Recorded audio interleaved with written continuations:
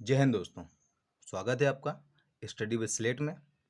आज हम आपके सामने संविधान की एक अन्य क्लास लेकर आए हैं, जिसमें हम प्रस्तावना के बारे में एवं प्रस्तावना से जुड़े हुए जो प्रश्न होते हैं उनके बारे में थोड़ा बहुत रिवीजन हम करेंगे।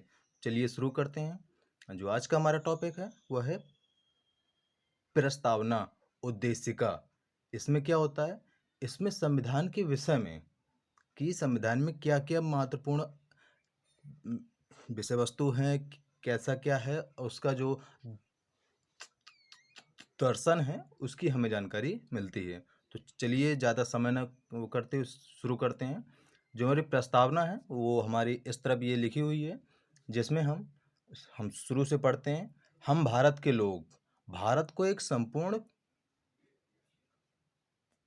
प्रभुत्व संपन्न समाजवादी पंथनिरपेक्ष लोकतंत्रात्मक गणराज्य बनाने के लिए तथा उसके समस्त नागरिकों को सामाजिक आर्थिक और राजनीतिक न्याय विचार अभिव्यक्ति विश्वास धर्म और उपासना की स्वतंत्रता प्रतिष्ठा और अवसर की समता प्राप्त करने के लिए तथा उन सब में व्यक्ति की गरिमा और राष्ट्र की एकता और अखंडता सुनिश्चित करने वाली बंधुता बढ़ाने के लिए दृढ़ संकल्प होकर अपनी इस संविधान सभा में आज तारीख 26 नवंबर 1949 ईस्वी मिति मार्गशीर्ष शुक्ल सप्तमी संवत 2006 विक्रमी, मतलब जो ये ठीक है, पहले पूरा पढ़ते हैं फिर बाद में बताते हैं, को एतत् द्वारा इस संविधान को अंगीकृत अधिनियमित और आत्मर्पित करते हैं। ये तो हो गई हमारी प्रस्तावना। अगर आपको कहीं पर सिर्फ इतना लिखा मिले कि हम भारत के लोग एतत् द्वारा इस संविधान को अंगीकृत अधिनियमित और आत्मर्पित करते हैं, तो उसका मतलब है कि वह प्रस्तावना ही लिखी हुई है। ठीक है, चलिए अब इससे जुड़े हुए जो प्रश्न है उसके बारे में हम देखते हैं, जो कि हमारे इस तरफ वाले जो स्लेट है उसमें लिखा हुआ है कि संविधान की कुंजी प्रस्तावना ही है। जैसा कि आप देख रहे हैं कि जो संविधान की कुंजी होती है वो हमारी प्रस्तावना ही है। प्रस्तावना की जो भाषा ली गई है कि जो इसमें क्या लिखा जाए और क्या क्या उस शब्दों का उपयोग किया जाए लिखने में, तो उसके लिए हमने ऑस्ट्रेलिया की जो संविधान है वहाँ से भाषा ली हुई है। प्रस्तावना मतलब प्रस्तावना ही जो विषय वस्तु है, अर्थात प्रस्तावना ही जो मूल टॉपिक है वो हमारा संयुक्त राज्य अमेरिका से लिया हुआ है। इसके अलावा 42वें संविधान संशोधन से 1976 में हुआ था। इस समय इंदिरा गांधी हमारे यहाँ की वो थी, प्राइम मिनिस्टर थी। तो उन्होंने समाजवादी पंथनिरपेक्ष और अखंडता जैसे शब्दों को जोड़ा था। उन्होंने ही ये 3 शब्दों को जोड़ा था, जैसे कि आप इसमें ये देख सकते हैं, समाजवादी पंथनिरपेक्ष और अखंडता। ये जो 3 शब्द हैं इनको उन्होंने जोड़ा हुआ था। अब इसके अंदर देखते क्या है। मुख्यतः प्रस्तावना में 3 प्रकार के न्याय, सामाजिक राजनीतिक और आर्थिक।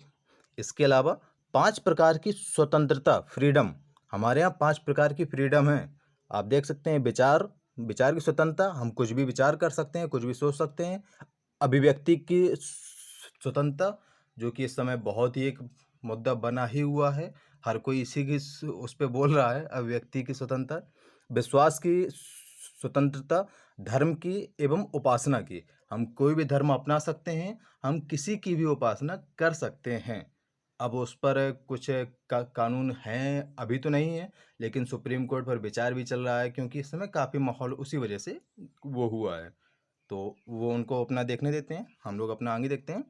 19 हाँ, इसके अलावा 2 प्रकार की समानताएं भी हैं इसमें, प्रतिष्ठा की समानता और जो एक तरह से जो उसके अवसर की समानता। इसके अलावा 1973 में केशवानंद भारतीयवाद में ही सर्वोच्च न्यायालय ने मूल ढांचा सिद्धांत दिया था तथा प्रस्तावना को संविधान का मूल ढांचा माना था। इसके पहले प्रस्तावना को कानूनी तौर पर संविधान का मूल अंग नहीं माना जाता था। ठीक है, लेकिन केशवानंद भारतीयवाद आता है, इसको काफ़ी ज़्यादा वो मिली, और ये 24 अप्रैल 1973 को इसका फैसला आया था। ठीक है, आगे देखते हैं। विश्व का सबसे बड़ा लिखित एवं व्यापक संविधान अपना ही है।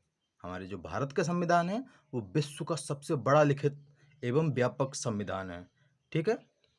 ये रहा आज का हमारा जो लेक्चर था।